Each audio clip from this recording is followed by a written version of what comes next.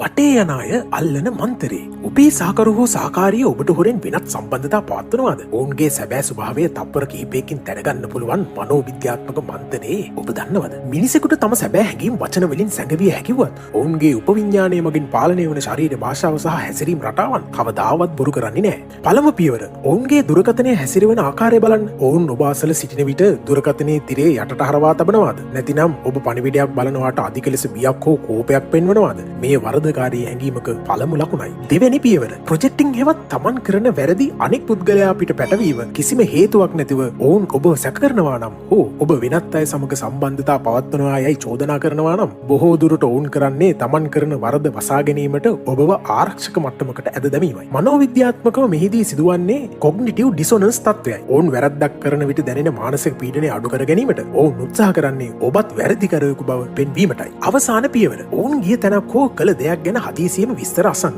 සත්‍ය පවසන කෙනෙක් සරලව පිළිතුරු දෙන අතර බොරු කියන කෙනෙක් එම කතාව ඔප්පු කිරීමට අනවශ්‍ය තරම් විස්තර පවසනවා. ඒ වගේම එම කතාවම පසු ඇසූ විට විස්තර පරස්පර වෙනවා. ඉතින් ඔබ කළ යුත්තේ ඔවුන් සමග රණ්ඩු වීම නෙවෙයි. ඔවුන්ගේ මේ හැසිරීම් රටාවන් දෙස නිහඬව බලා සිටීමයි. මතක තබා ගන්න. විශ්වාසය කියන්නේ බලෙන් ලබාගත යුතු දෙයක් නෙවෙයි. එය ඉබේම ලැබිය යුතු දෙයක්. මේ වගේ දේවල් දැනගන්න හැකිනම් subscribe කරන්න. නොහැකිනම් වහාම subscribe කරන්න.